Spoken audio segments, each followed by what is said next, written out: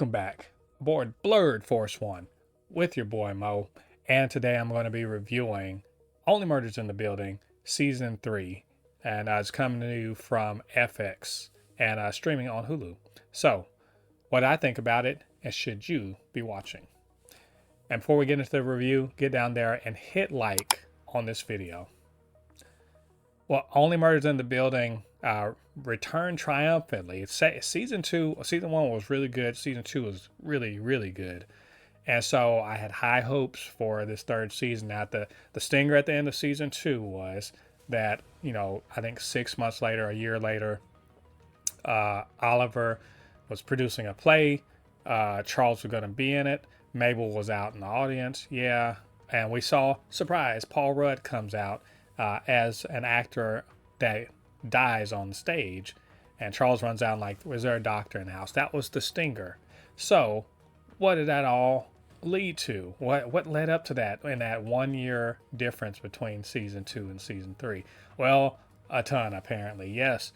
Oliver puts on this play. Charles is in it. It's a big to do. And like Charles is, I think, not his Broadway debut, but it was really the first time he was going to be on like a stage like that, as far as I can tell. And of course, we have Paul Rudd. But before the season started, we also found out that Glenn Close was going to be in this as well. So I was really excited. It's a pretty good cast of an already really good show. My question was, who killed this guy and why? And so the rest of the season really is kind of like, as usual, unraveling this. But we find in this season the formula is a little different because Charles, he is consumed with being in this play. The play is kind of toast because the leading man dies. And by the way, that the poisoning, that wasn't what killed him. That's what the poisoning on the stage. He actually died from being pushed down an elevator shaft in the Arconia, because it's only murders in the building if it's in the Arconia. But he dies there. So, where did he come from? Who was this guy that they were playing in a play with that gets murdered, and who did it? And it's quickly comes around to the fact that probably somebody in the cast did it, but why did they do it? And who would have a grudge against him?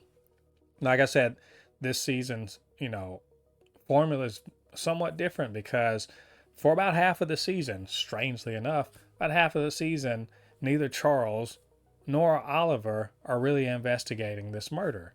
And in fact, Oliver's almost actively against investigating it because he's busy rewriting his play and reimagining it as a musical. And also he's gotten involved with one of the actors, Glenn Close's character. Glenn Close, she plays a character, and what's her? I got to refer to the names here. Loretta, she who, as a failed actress, basically has been acting and auditioning for decades, hasn't really got any real traction. But Oliver sees something in her and casts her as the nanny in this in the original play. And now that they're doing a musical version, turns out she's actually kind of fantastic. So we also have Paul Rudd playing Ben Gilroy, who's a big MCU style star. So where would he get the inspiration for that? But he plays a star, and he's on Broadway for his Broadway debut, and apparently had a ton of friction with a lot of people on the cast. And then Charles, including Charles, who apparently punched him the day of the performance. And they all have when it seems like he's been killed by poison, they all come together at Oliver's apartment. But then, Ben shows up and he's like, "Oh, it wasn't enough to kill me," and like, I'm changing my ways. I've been an asshole to you all. I'm going to be better. And then he ends up within 30 minutes, dead down an elevator shaft. And like I said, Oliver's he's doing his thing. Charles is, you know, kind of going with the flow of the change of the to a musical. Oliver changed it to a musical because he was basically going to get panned completely by a really uh, very bad review by a friend of his, and so decides to go in a completely different and bombastic way. Charles is having trouble with that. He's having trouble with the fact that now he has a live-in girlfriend and he's not really sure what to do with that. How much he likes the changes she's bringing, even though he likes her quite a bit. And meanwhile, Mabel's the only one who's really trying to investigate and find out what's up with Ben's death. We see an early scene where she's sort of being courted by our previous rival from the previous season, played by Tina Fey, and she basically offers a ton of money to do a podcast by herself. To capitalize on the murder in the building, but also the fact that people like the Only Murders in the Building podcast previously. Well, Mabel decides that forget them, they're off doing their thing. I'm going to investigate on my own, and she actually starts the podcast without them. And this is more owing to the fact that not just that they are in their own stuff, but they sort of abandon her and are kind of giving excuses for it. And the Three Musketeers without two of them isn't really the Three Musketeers. And so, like I said, the first half of this is kind of Mabel doing her investigating thing and not getting terribly far with it, besides, kind of falling in with this videographer that was doing a documentary about the whole stage play, that he worked for Ben. And also finding out like little minor stuff like, um, the understudy who was we saw in the previous season. He was an actor that was now dating.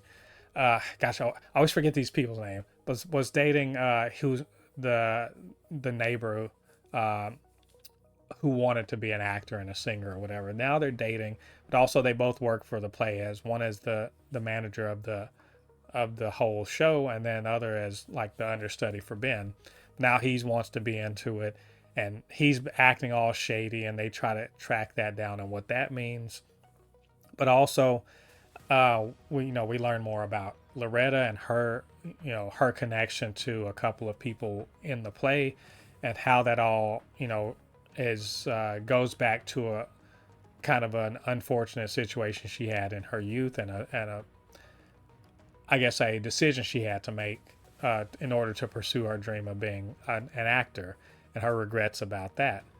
Charles comedically is terrible at doing a particular song, and it makes him kind of go off into like a mental landscape, and he does crazy stuff in the meantime that he's not aware of. They call it the White Room. But that was all very funny. Oliver is, there's a little courtship between him and Loretta, and it's all really, really cute. The only thing is, what the hell does any of that have to do with the murder? Because part of the thing is, if you like murder mysteries, cool. That's what's cool about this show. The other part is, you like the, kind of camaraderie, the tit for tat, kind of the verbal sparring between Mabel and Oliver and Charles. And for the first 5 or 6 episodes of this season, they're kind of doing their own thing. And just for that, those two things alone, the murder being important but not as important as Charles's relationship and Oliver's relationship, and getting this musical going, and what's Mabel's worried about, she's getting kicked out of her aunt's house or apartment because it's getting sold, so what she's going to do with herself, and she's kind of having a quarter life crisis and stuff. There's all of these other things that don't have to do with the murder or solving the murder or doing the podcast for the murder, and I thought that's what this show was about. So for that alone, this kind of bumps it down below season 2 and 1 for me. because yes, it's fun to see them grow and do new things. I don't have a problem with that. In fact, I will say I liked all of the antics that went on in this season. I liked all of the Oliver and Loretta stuff. I like, you know, all of the weird stuff, the flashbacks with Paul Rudd's character Ben and his brother Dickie.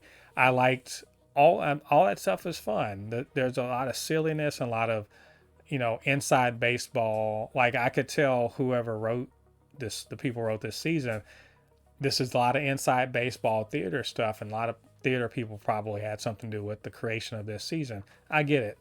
Liked all of that stuff, but I really came for the mystery and figuring the mystery out, and the three of them kind of doing their thing together. So the fact that more than half of the season goes and they don't really do that just kind of wasn't cool. That said, this is a good season of TV.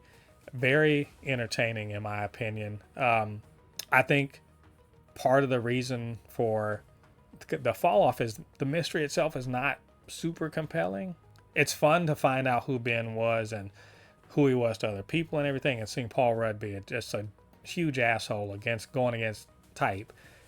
And that was all fun and everything, but like just the mystery itself wasn't super compelling. Like I won't lie and say that I guessed who did it, but I guess more or less who didn't do it. Up to the final point where they finally confess it. The person that confesses it, and when the two other people were, or three other people were fingered for it, and I was like, nah, it's too early. Like there was some mental calculation I did, and I'm like, that doesn't make any sense. That doesn't make any sense. And so the mystery itself not being terribly compelling, that was sort of a strike against the season also. And the fact that there was probably part of an episode where the three of them, or probably part of two episodes where the three of them really kind of put their heads together and sort of figured things out. And of course, they didn't get it right. So this time it didn't seem as clever this time around.